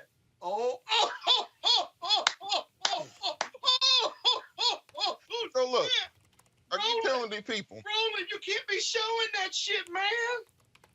You ask me. Look, this the thing. These people start running around here acting crazy on you. They need to know you. You don't never know who you calling a porch monkey. And so you might want to keep that to yourself. Shit. Hey, who are you going to war with? Huh? The person calling people porch monkeys. You going to war with them? Look, I'm just saying those same people just look, Scott, those people just stormed the Capitol and tried to lynch the vice president. Ammo has been sold out for 2 years. You can't even buy a gun in the store. You think it all evaporated? You think it all just disappeared into the heavens or something? So where do you carry those guns? Like in a satchel? Or on your Mr. ATF, you sound like you're over here trying to infringe upon my constitutional rights. It's not the same people, Robert. I'm putting you under watch care. I'm putting you under watch care. I'm not having any arguments with you anymore. Don't worry about me. In case anything happens, y'all can come to my house. I got extra rooms. You can live like that. Robert, he can brandish. I dare you, Robert. No, that ain't got nothing to do with me. Me and Robert are cool, and if we not, don't start none, won't be none. I'm your Huckleberry. Oh, he pulled his shit out right on national TV. He pulled his shit out. Look, Roland knows I always have a gun on me at all times, but the reason is you never know when one of these people. I did brandish. I demonstrated it. So the whole point is when these people go on these wild attacks, we saw the city councilwoman outside the Ku Klux Klan statue they had taken down. These people are disconnected from reality. These people they still believe the election was stolen from them, that Western civilization is under attack. You know, they send letters and mail and those sorts of things. So I highly encourage Black people to exercise your Second Amendment right, because when they come after you, you're not going to be throwing legal counsel my shit to the next show. Scott, bringing my shit to the next show. You know lawyers in Atlanta? I do. I saw Robert posted something the other day because some racist was threatening him, and he was basically like, come over here with that if you want to. And I'm like, I got something for you. What you say? I got something for you, Playboy. He literally said it. And then he posted it. So all of us could see it. Yippee-ki-yay. Roland, where are you? 100%. Where are you? But no, Roland knows that we can handle this. All I'm saying is, I'm your Huckleberry. Everybody remembers that Tombstone reference, right? There he is. I knew he was doing what he was doing. So my point is, Robert, you at least you could have just stayed with the 10 millimeter wherever that was. I don't know why. That's what the 10 millimeter was. So it's right there. Last time I said the 7.62. That's the other one. I can go get the other ones. Well, what was that? We don't know. Gun? Roland posted a picture of your guns, or somebody did. We already know. No, those were the ones I put on TV. I don't want to have to go to the FBI and tell them that you're not their guy. Look, the FBI should go get all them crazy people storming the Capitol and burning down buildings all over the country. That's what they need to be worried about. You see, they won't. Look, we have to understand. Black folks got to stop being afraid of the Second Amendment. It applies to us just like it applies to them. And the same way these people walk around with 50 caliber sniper rifles, Barrett M1s, they got fully automatic tax stamped weapons. They ready to roll. So we're sitting here scared to exercise our Second Amendment rights as if we're doing something illegal simply by legally owning a firearm that is registered, that is identified, that is within every single federal parameter but we've been taught to be afraid of our actual rights, just like many folks are taught to be afraid of their First Amendment rights. Don't speak out like that. I think all of us have probably heard that from friends and family. Don't be out there talking to people like that. You're going to scare the white people, and they're going to come after you. Don't have your Second Amendment rights. They're going to get mad at you. They're going to come after you. We got to stop running scared as black people in this country. You make progress when you're bold, when you are unapologetic, and letting people know, look, my rights are exactly the same as yours. Yeah, but I'm all Scott, for clear gun your safety, calendar. and I'm Clear all your for the calendar, Second Scott. Amendment. Clear your calendar, Scott. I'm sorry, go right ahead. I said clear your calendar. Yeah, really? Well, our brother's going to need you in Atlanta. I never owned a gun in my life until I heard about the Proud Boys. So I have plenty of them. I haven't brought them on the show yet, but next week I'm bringing them, and maybe we can compare notes because I'm a beginner. My equipment's not as sophisticated as yours, but I'm sure you know how to work my Mossberg shotguns, long and short, and the sawed-off one, and the subcompact 9, and the Beretta 9mm. So let's talk about that. Black people in the Second Amendment on the next show. Maybe Roland ought to just let us freestyle, and we can hold our shit up, and you can tell me all about it. Look, I'm down, Roland. Let's do a gun show. I'm against guns. Can I speak for a moment, please?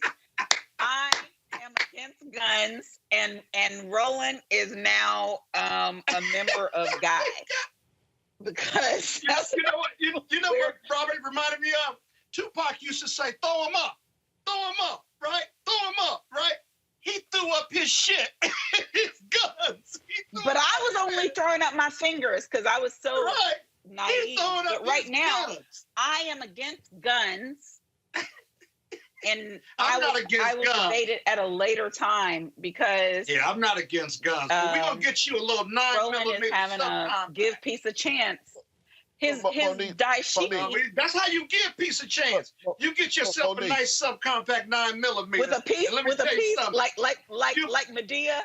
Where's Tyler? Like Medea, give peace a chance when you have a piece. Come with you, and we're gonna pick out your little Beretta or your little Smith & Wesson, and we're going to get it in your hands. We're going to load it, and we're going to take you to the range in Virginia. And I'm going to tell you right now. Monique, my wife is exactly the same way when I'm at her. As upset as I get with you on this program, does it seem like it makes sense to give me a gun? Yes. Look, Monique, you sound. I had this exact same conversation with my wife when we first met, back when we first started dating. She had moved from New York down to Atlanta, and the first thing I ever bought her wasn't no flowers or purse or shoes. Got her a Mossberg M500 for pistol grip shotgun, like Scott was just saying. And so she, as a New Yorker.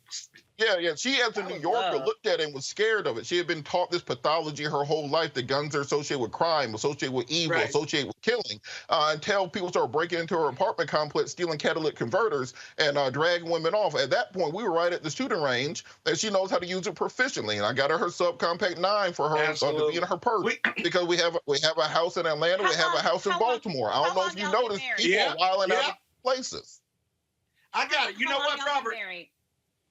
How long you been married, Robert? What year is it? 6 years. What? Robert.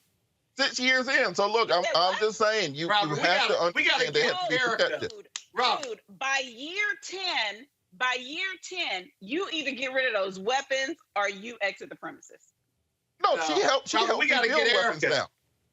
We got to get Erica right. I was cleaning my shotguns and I had my 2 9s out in Maryland on the bed, and she turned around and left. Said, "Tell me when you're done with that."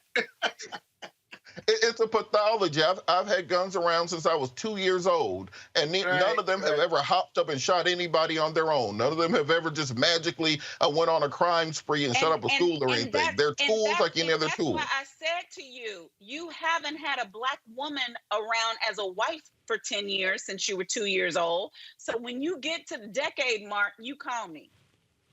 Yeah, Erica don't want no part of my guns, man. But I got to socialize it, just like for that, you said. You should be thankful. Just be thankful. But I keep somebody come knocking on that door in the middle of the night. You'll be happy they're there. My girl don't need no gun. If she's trying to get rid of it, she can do it. I tell you what, she go in there when that money's in there, though. I bet you she knows when that money's in that safe with those guns. She say, take the guns out. I got to get something out the safe.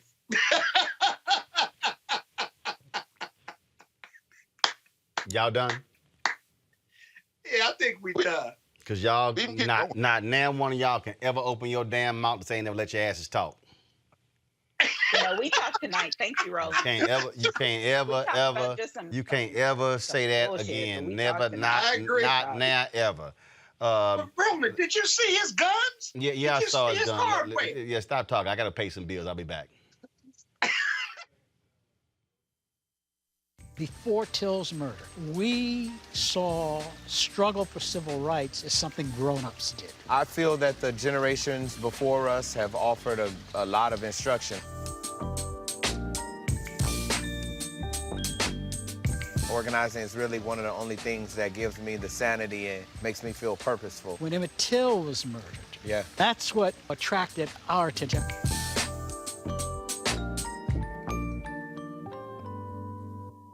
Hello, I'm Nina Turner. My grandmother used to say, all you need in life are 3 bones. The wishbone to keep you dreaming, the jawbone to help you speak truth to power, and the backbone to keep you standing through it all. I'm running for Congress because you deserve a leader who will stand up fearlessly on your behalf. Together, we will deliver Medicare for all, good jobs that pay a living wage, and bold justice reform.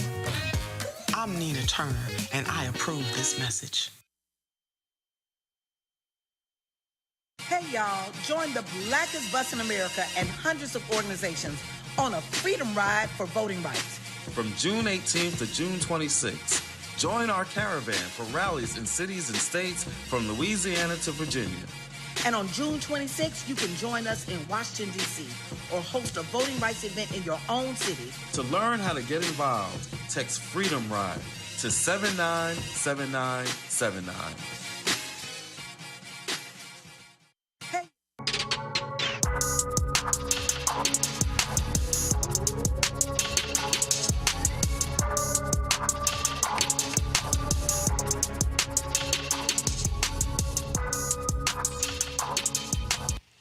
All right, gospel star Anthony Brown was one of the folks that we talked to at a previous Essence Festival, and so here is this Essence Festival throwback presented by Coca-Cola. Anthony, how you doing? I'm doing amazing, man. Now, is your first Essence? This is my third Essence. Your third Yes, Essence. I've done Essence at least 2 more times, performing as well and just hanging out. It's the best conference, man, for a lot of black people. Right. Whole bunch of black people. Well, and that's why, so I always start with that question because it's always a different reaction for people who are new. Got you. Versus those who are vets. Yes, sir. Who've been here multiple times. Absolutely. So what out of all the things that you do, other events that you do, other major events, what separates this from any of those? Man, you know what? Black culture is so diverse. When you come to Essence, you get to see a little bit of everything. I mean, we come in every shade. We act every kind of way. To me, that's beautiful. You walk through to the convention center here, the Great Hall here, you see everything, man. But I love it. I love my people. So it's just, that's what makes it different to me. But also, I think what's important, and my staff will tell you, I do this. Yes, sir. I cannot stand coming here in seclusion. Wow. Meaning, you in VIP areas, you here in the interview room. Absolutely. I tell them, no, every year we're walking the stage, walking the floor. I love it. We're going to be with people, seeing people, touching people, taking photos. I hop on different stages, like I'll hop on the 4th stage. Just for no reason. Yesterday they were DJing in Coca-Cola. I jumped right in the middle of their floor. I'll just roll up on the AARP stage. So you like me. Like I mean, I don't want to just be confined somewhere. No, I want to be out there with the people on Bourbon Street, walking up and down, and they throwing beads and all of that. Man, I love it. It's crazy. Absolutely. It's crazy. So what music you got folks jumping up and down with right now? Man, you know what? We are excited. Next month, July 28th, we drop a new project called A Long Way From Sunday. Probably my most introspective work. You know, you've always, and News One is always, you've always made sure that gospel music had a place. You know what I mean? We appreciate that you allow us to shine the way you do. I've been on your show there in D.C. You right in my backyard. You done preached at my church, First Baptist Church in Glendale. Shout out Pastor Jenkins. You know what I mean? So you always make sure that we have a place. And so I think that it's important to have that and to do that music so that people can have their inspiration. I mean, everybody else is doing what they feel like inspires them. What I do is talk about Jesus because that's what inspires me. So July 28th, a long way from Sunday. That's what we got going on. Brand new project. So what is a long way from Sunday? Ooh, glad you asked. A long way from Sunday to me is what most people who don't know our black church culture, that's what they feel. Sunday symbolizes the day that we all come together. You know, we fellowship. We know the culture. We do it every week. But there are a lot of people out there who don't know our culture, who don't understand what it's like, and so they feel a long way from Sunday. And then there are others who, like myself, go to church every Sunday, are very familiar, but you know better than I do. You know, as soon as you get in the car from church on Sunday night, as soon as you wake up on Monday morning, you are already a long way from getting back to that feeling again. So the songs on this project really are about trying to inspire those who do it all the time and those who may not understand it at all, that we really need to bridge that gap and show that everybody's out here struggling, just trying to find a way to make it. That's what this project is all about. A long way from Sunday. A long way from Sunday. July 28th. July 28th. All right, man. Always good to see you. I see you representing the Washington Nationals. Absolutely, man. I got you. Washington Nationals on my hat, and actually my clothing line on my shirt, man. Well, see, if I wasn't suited and booted, I would have my best record in Major League Baseball, Houston Astros. What? Listen, you in D.C. now, man. No, I'm from Houston. Okay, fine. I live there, but I'm from Houston. All right. I don't do no. Only hometown. We gonna get your Nationals hat anyway, just to make sure you have it. Happen. You ain't gonna ain't gonna happen unless it's blue and orange. So you with Houston an all H day. and a star. All right, fine. Roland is Houston all day. Yeah, I went to when we were in the National League. I went to the Nationals Park in my Astros gear. Did you really? You yes, bold? I did. I ain't scared. You real bold. I ain't scared. Y'all Roland bold, man, but we still gonna get him a little red. He need a little Washington Nationals. He right in our backyard. Don't mean nothing.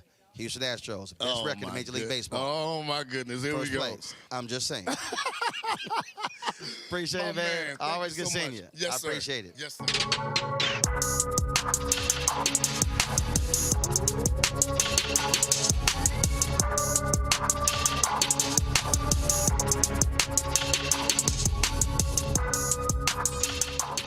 All right, folks, don't forget the Essence Virtual Festival, June 26th, June 27th. Panels beginning at 2 p.m., concerts beginning at 6 p.m. All right, last question for my panels. Has all three of y'all been to Essence Festival? Yes, sir. Well, Robert, you couldn't bring them damn guns if you did come. Scott, you been? Yes. Oh, I'm about to say, because, you know, you bougie. I know. You ain't taking my black card. I didn't know if you actually want to be around the regular black people. You know. There's some people who So are elevated. how about this here? No, How many Essence festivals have you been to, Scott? Say what? How many have you been to? I've been to 5. Especially, I went to the one last year as well. That was my most recent. It was great to walk around last year and everything.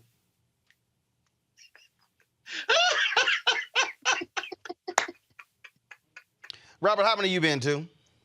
I've been to 2. It wasn't no damn Essence Festival last year. Somebody needs to say that. I know. I was just joking. I was just trying to test you and Roland. Robert, how many you been to? I've been to 2. So You said you've been to 2? Drunk aunties were a lot. So yeah, I can only handle 2. You can only handle 2. What? Too much blackness for you? Nah, them drunk aunties get aggressive. Monique. I can't even count. I'm from Galveston. It's a short drive to New Orleans. I've been when Prince performed. I've been when Janet That was performed. 2014. I've been up close enough to hear Gladys say "Love Overboard," and I felt like they were spitting on me. When Anthony Hamilton wasn't a thing, I've presented and moderated at Essence. I was there when Michael Eric Dyson, nobody knew what the 3 names was. Listen, See, I was there before you were with News One. So check me, boo, on some Essence Fest. That's all I'm saying. And I still stay at my same 2 places. And I wish I could stay there this year, but it's virtual. But I love it. I love everything about it. Sure do. Okay, so let's see who's authentic. Robert, your favorite Essence Festival moment or memory? Roland, I'm gonna make a confession. I get drunk at Essence wherever I go. I have very few memories. I have to look at the pictures. All right, Scott. He lying. I'm not lying at all. He lying. Scott. My favorite Essence, I get drunk too, but my favorite Essence moment was Beyonce. Which one? Whatever year that was. Which one? She performed more than once. Well, the one I was at. Monique. So one of my very favorite moments, and I've already mentioned the night because Gladys was performing on the main stage, as was Frankie Beverly. And Roland, I don't know if you remember this or not, but somebody in Frankie Beverly's band took sick. And they thought he was having a heart attack. And Frankie ran off and left off the stage. But everything ended up okay. But that same night, they had these rooms, like they had these smaller rooms that you could go into while the main stage was going on or afterward. And yeah, they're called super in, lounges. They're called super lounges. And Anthony was in one of those rooms singing new music. And let's just say, is everything you think now is old music? And well, we know that was a long ass time ago.